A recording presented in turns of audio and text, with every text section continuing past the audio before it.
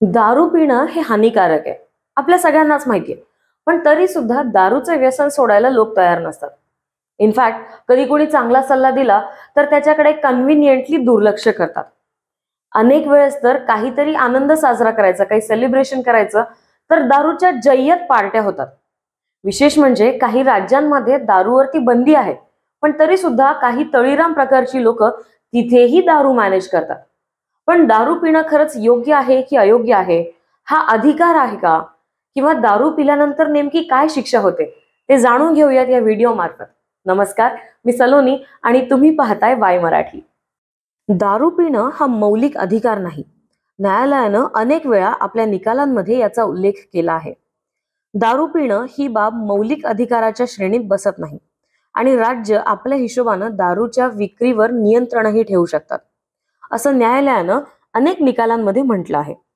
1960 मध्ये गुजरातने बॉम्बे प्रतिबंधक कायदा 1949 कायम ठेवला होता. त्या कायद्यातील तरतुदीच्या आधारे दारू विक्रीवर बंदी घालण्यात आली होती. याच कायद्यातील कलम 12 आणि कलम 13 मध्ये राज्यांना दारू विक्रीवर नियंत्रण ठेवण्याचा अधिकार देण्यात आलेला आहे. सार्वजनिक ठिकाणी दारू पिणं हे भारतातील कायद्याचं उल्लंघन मानलं जातं आणि अशा गुन्ह्यांची शिक्षा तो ज्या राज्यात किंवा प्रदेशात होतो त्यानुसार बदलू शकते. काही राज्यांमध्ये सार्वजनिक ठिकाणी मद्यपान करणं हा फौजदारी गुन्हा मानला जातो, ज्यामुळे अटक, दंड किंवा तुरुंगवास होऊ शकतो. इतर राज्यांमध्ये हा गैरगुन्हेगारी गुन्हा मानला जातो, जो दंड किंवा सामुदायिक सेवेद्वारे दंडनीय आहे.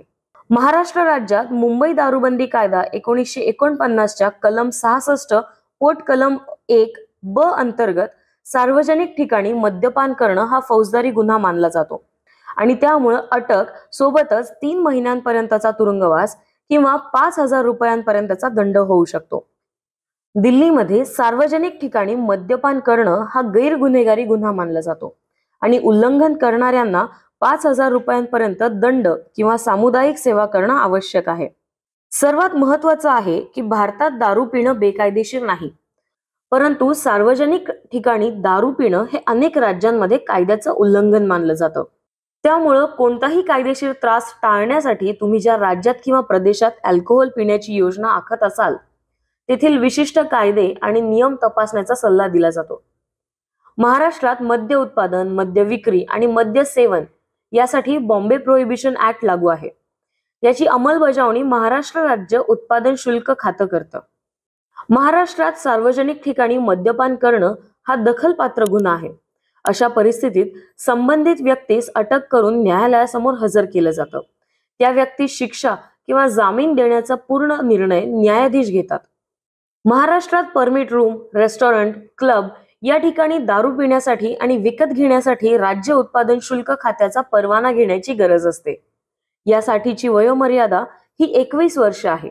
म्हणजे 20 वर्षांपर्यंतचे तरुण कायद्यानं मद्यपान करू शकत नाहीत. हा परवाना 1 दिवस, 1 वर्ष किंवा आजीवन असाही मिळू शकतो. परमिट रूम, वाईन शॉप किंवा जिथून मद्य विक्री होते अशा ठिकाणी 1 दिवसाचा परवाना मिळू शकतो. यासाठी 5 रुपयाचा शुल्क आकारला जातो. खासगी समारंभात मद्य देण्यासाठीही परवाना घ्यावा लागतो. यासाठी अर्जासोबत त्या जागेचा आराखडा, जागेचे इतर तपशील आणि 20,000 रुपये फी भरावी लागते. हा परवाना 1 दिवसासाठी असतो. मोटर व्हेकल ऍक्ट 2019 नुसार मद्यपान करून वाहन चालवणं बेकायदेशीर असून हा फौजदारी गुन्हा आहे. ब्रेथ अॅनालायझरवर अल्कोहोलचं प्रमाण 30 ते 60 मिलीग्रॅम किंवा 100 मिलीपेक्षा जास्त दिसल्यास ड्रंक ड्रायव्हिंग समजलं जातं. यासाठी 6 महिन्यांपर्यंत तुरुंगवास किंवा 10,000 रुपयांपर्यंतचा दंड होऊ शकतो. दुसऱ्यांदा हा गुन्हा घडल्यास ही शिक्षा 2 वर्ष तुरुंगवास किंवा 10,000 रुपयांपर्यंतचा दंड अशी आहे. ट्रॅफिक पोलिसांना संशय आल्यास ते अद्ययावत यंत्रांवर तुमची चाचणी करू शकतात. तुम्ही ड्रिंक्स घेतल्यानंतर सुमारे 24 तासांपर्यंत तुमच्या रक्तात अल्कोहोल आढळू शकतं. त्यामुळे सकाळी उठल्यानंतर तुम्हाला फ्रेश वाटलं म्हणून तुम्ही गाडी चालवायला गेलात तरीही तुम्ही सहज पकडले जाऊ शकतात. दारू प्यायल्यानंतरच्या दुसऱ्या रात्रीही तुम्ही पकडले जाऊ शकतात. या ना त्या माध्यमातून दारू उपलब्ध केली जाते. हे लोक दारूबंदीचा निर्णय चुकीचा मानतात. सरकारनं दारूवर बंदी घालायला नको या मताची ही लोक आहेत. आम्ही काहीही खाणं आणि काहीही पिणं हा आपला अधिकार आहे, असं हे लोक मानतात. मद्य उत्पादन आणि विक्रीतून राज्य सरकारांना मोठं उत्पन्न मिळतं. त्यामुळेच लॉकडाऊन मध्येही सरकारनं मद्य विक्री करण्यास परवानगी दिली होती. सर्वसाधारणपणे मद्यापासून राज्यांना 25% उत्पन्न मिळतं. देशात मद्यावर सर्वात जास्त कर महाराष्ट्रात घेतला जातो, पण राज्याच्या एकूण उत्पन्नात त्याचा वाटा फक्त 8% इतका आहे. देशातील एकूण मद्य विक्रीपैकी 8% विक्री महाराष्ट्रात होते. संपूर्ण देशाचा विचार केल्यास एकूण मद्यापैकी दक्षिणेतील 5 राज्ये निम्मे मद्य पितात. क्रिसिलच्या रिपोर्टनुसार आंध्र प्रदेश, तेलंगणा, कर्नाटक, तामिळनाडू आणि केरळ या राज्यात 45% मद्याची विक्री होते. पण या राज्यांना मिळणारा महसूल मात्र 10 ते 15% इतकाच आहे. महाराष्ट्र, दिल्ली, पंजाब, उत्तर प्रदेश, पश्चिम बंगाल, मध्य प्रदेश आणि राजस्थान या राज्यात मिळून 75% मद्याची विक्री होते. नववर्षाच्या स्वागतासाठी चालणाऱ्या पार्ट्यांना आणि त्यासाठी दारू दुकानांना राज्य सरकारनं रात्री 1 वाजेपर्यंत तर महानगरामध्ये पहाटे 5 वाजेपर्यंतची सूट दिली आहे.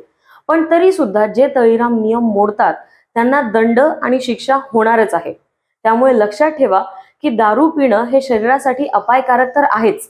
त्यामुळे डोंट ड्रिंक अँड ड्राईव्ह.